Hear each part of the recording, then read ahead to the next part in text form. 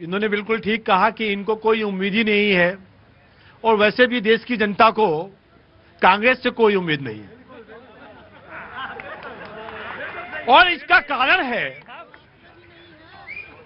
कारण है कि ये दिन भर, अभी पिछला सेशन हुआ उसमें इन्होंने चिल्लाया, इस पे जवाब दो, इस पे जवाब दो, एसआईआर पे जवाब दो, जी राम जी पे जवाब दो। जिस दिन जवाब दिया उस दिन चले गए छोड़ के। तो उम्मीद जनता को भाजपा से है, और इस बजट में हम वो कुछ लाना चाहते हैं जो 2047 को भारत को विकसित भारत बनाएगा।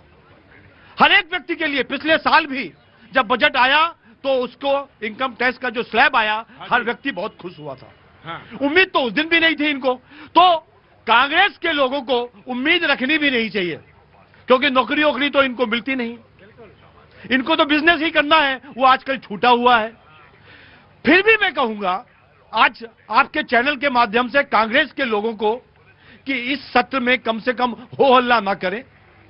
जो डिस्कशन पॉइंट्स हैं, आपके विषय हैं, उसको बड़ी मजबूती से रखें। राइट, मैंने कहा मैं बस एक बात कह देना चाहता हूं कि भैया बिजनेस भी बड़ी अच्छी बात है, मैं तो बिजनेस ही करना चाहता था लेकिन बिजनेस कर नहीं पाया। जी मैं बता रहा हूं रूबी मैं, आप तो लखनऊ से हैं, मैं बिजनेस को बहुत ऊपर रखता हूं, यहाँ रखता हूं मैं, क्योंकि मैं उसमें अकेला तो एक काम करता नहीं है, उसे 50 आदमी को और लगाता हूं मैं।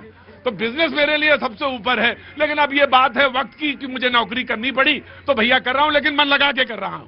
ठीक है ना। समाजवादी पार्टी आपको क्या है, और इस जब ये बजट सेशन आएगा उसकी बातचीत और जो आपके मुद्दे हैं वो रखिए, फिर बहस को आगे बढ़ाएंगे। देखिए जो सत्र होने वाला है बजट सत्र में, इसमें शिक्षा, स्वास्थ्य, युवाओं को रोजगार और रक्षा बजट ये भी बढ़ना चाहिए, क्योंकि पड़ोसी देशों से लगातार कुछ ना कुछ हरकतें ऐसी हो रही हैं जिसके लिए भी हमें सजा नहीं। उन्होंने कहा कि संविधान और संवैधानिक पदों के ऊपर जो हमला है उस पर हम बहस उड़ाएंगे। हाँ, तो ये भी बिल्कुल जरूरी है कि पता होना चाहिए कि ईडी ने कितने विपक्ष के लोगों पर मतलब छापे डाले और बीजेपी के नेताओं पे कितने छापे डाले, ये भी तो पूछना पड़ेगा कि भाई अगर 100 लोगों पे डाला क्या बीजेपी के सारे अरेस्ट न हो गए? क्योंकि उस पर एक भी नहीं मिल रहा है, इनको ढूंढे ही नहीं मिल रहा है। और क्योंकि भाई देखिए सुन लीजिए, अरे भाई चोर चोर मौसेरे भाई, तुम दोनों चोर चोर मौसेरे भाई हो, तो बता भाई कोई आपको तो बख्श के अभी चलेंगे ही, पोल तो तब खुलेगी जब सत्ता का परिवर्तन होगा, तब पता लगेगा। तो इंतजार करिए, बोले कि इंतजार करिए अभी। अब हमें आगे just give me a second. हाँ जी, ये भाई सनातन के भी बड़े पैगंबर, वो बहुत बड़े आडम्बर पैरोकार बन रहे थे। और देखिए शंकराचार्य से पूछ रहे हैं कि भाई बताइए आप शंकराचार्य हैं कि नहीं है, और नहीं है तो पकड़ पकड़ के पीटे भी जाएंगे, ठोके भी जाएंगे। ये किसको बख्शते हैं? अगर बीजेपी के हाँ में हाँ मिला दिया वो तो हो गया संत, और बीजेपी के हाँ में हाँ नहीं मिलाया और बीजेपी के खिलाफ में बोल दिया तो भैया ये संत नहीं है, ये पाखंडी है। बहस का मैं आपके पास आऊंगा। क्या नाम है आपका? प्रिया सिंह। प्रिया सिंह, मैं बिल्कुल आपके पास आऊंगा बातचीत के सिलसिले को। अरे आजा महात्मा, ठंडा है, तुम भी आके थोड़ा हाथ ताप लो आके। जी जवाब देना चाहती हूँ बहुत प्यार के साथ। हाँ बिल्कुल प्यार के साथ दीजिए जवाब। आप तो लखनऊ से है ना? बिल्कुल, और मैं भारत से हूँ, और सबसे पहला चीज मैं प्रेम की भाषा समझती हूँ, तो यूनिटी ऑफ कंट्री जो हमें समझ रहे थे उसके एक माध्यम से मैं बताना चाहती हूँ, क्योंकि लिखा मैंने ही है। हाँ। तो मुझे आइडिया नहीं था, लेकिन गलतियाँ हो सकती हैं। कोई बात नहीं, आप बोलिए, आप पहले ही कह रही हैं, आप तो बहुत विनम्र हैं। ओके। आओ हम सभी एक गीत लिखें, गीत में सारी वो रीत लिखें। आओ हम सभी एक गीत लिखें। वाह। दिए से दिया जलाकर रोशन जहां को कर सके। वाह। इंसानियत हो धर्म सभी का एक ही नारा रहे। हिंदू मुस्लिम सिख ईसाई एक माँ के पुत्र हैं भाई। हिंदू मुस्लिम सिख ईसाई एक माँ के पुत्र हैं भाई।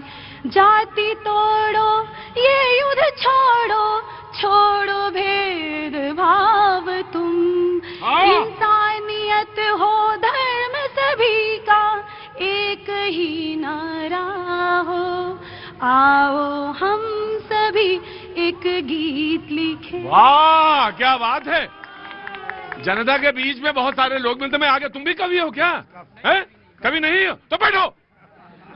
हम तो सोचे कवि हो तुम।